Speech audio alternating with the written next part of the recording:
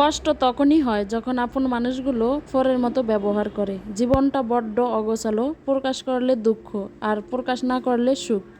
আসসালামু আলাইকুম, সবাই কেমন আছেন? আশা করছি সবাই অনেক ভালো আছেন। আমি আলহামদুলিল্লাহ ভালো আছি।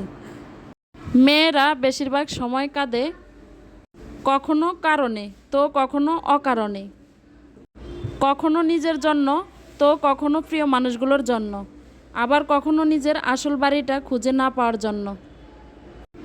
মেয়েদের জীবন বড়ই অদ্ভুত। মেনে নিতে নিতে আর মানিয়ে চলতে চলতেই জীবন শেষ। লোকে বলে মেয়েদের কোনো বাড়ি হয় না। প্রথমেই বলবো, ভিডিওটি যদি ভালো লেগে থাকে প্লিজ একটি লাইক দিতে ভুলবেন না, সাথে চ্যানেলটিকে সাবস্ক্রাইব করে দিয়ে পাশে থাকবেন।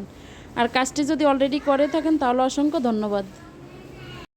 এদিকে হচ্ছে ঈদের 2 দিন পরে 3 দিনের দিন দুপুরে ভাইয়ের শ্বশুরবাড়িতে দাওয়াত করেছে, আর দাওয়াতের উদ্দেশ্যেই চলে আসলাম। আমার ভাই কিন্তু আশা করছে খুব আনন্দময় নিয়ে আসবে আমাদেরকে দাওয়াতে, কিন্তু ও নিজেই অসুস্থ হয়ে গিয়েছে। ও অসুস্থ কিভাবে হয়েছে আমি জানিও না। আসার পরে বলে যে গতকালকে রাত্রে নাকি ঘুমাতে পারে না, বমি করতে করতে। এখন অনেকে বলবেন যে আপনি কোথায় ছিলেন? আমি ছিলাম আমার শ্বশুর বাড়িতে আর ও ছিল আমার বাপের বাড়িতে। তো আমরা 2 ভাই বোনে একই গাড়ি দিয়ে আসছি, রাস্তায় দাঁড়িয়ে একসাথে হয়েছি। তো এদিকে আসার পরে আমাদেরকে প্রথমে শরবত দিয়েছে, এরপরে যেহেতু অনেক গরম তারপর আবার দোকান থেকে আইসক্রিম নিয়ে আসছে। আর এদিকে আরাফের অনেক ক্ষুধা লাগছে, তাদেরকে খাইতে দিয়েছি। আর পুরুষ মানুষগুলো আগে ভাগে খেয়ে নিচ্ছে।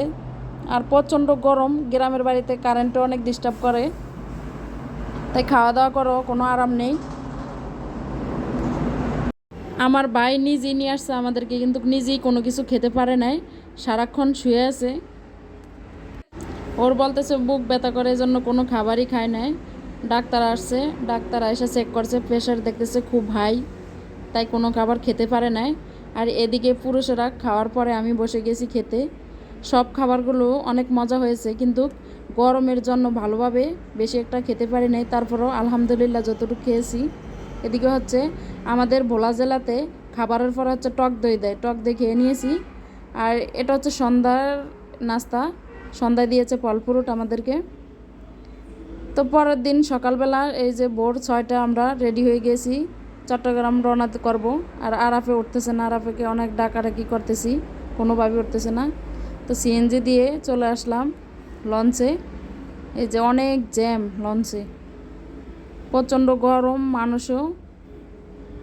তা আলহামদুলিল্লাহ সকাল সকাল লঞ্চটা এসেই পেয়ে গিয়েছি, খুব তাড়াতাড়ি বাসায় পৌঁছাতে পারবো। তো এই যে এখন 12:30 বাজে আমরা চট্টগ্রাম চলে আসছি। আর বাড়ির থেকে আমার ভাইয়ের বউ মাংস দিয়েছে রান্না, এগুলো গরম করে নিয়েছি। আর শর্টকাটে ভাত রান্না করেছি, সাথে ডিম ভাজি করছি, ডাল রান্না করেছি। তো এখন হচ্ছে দুপুরের খাবারটা খেয়ে নিব। আর এদিকে দেখেন ব্যাগপত্র বস্তা,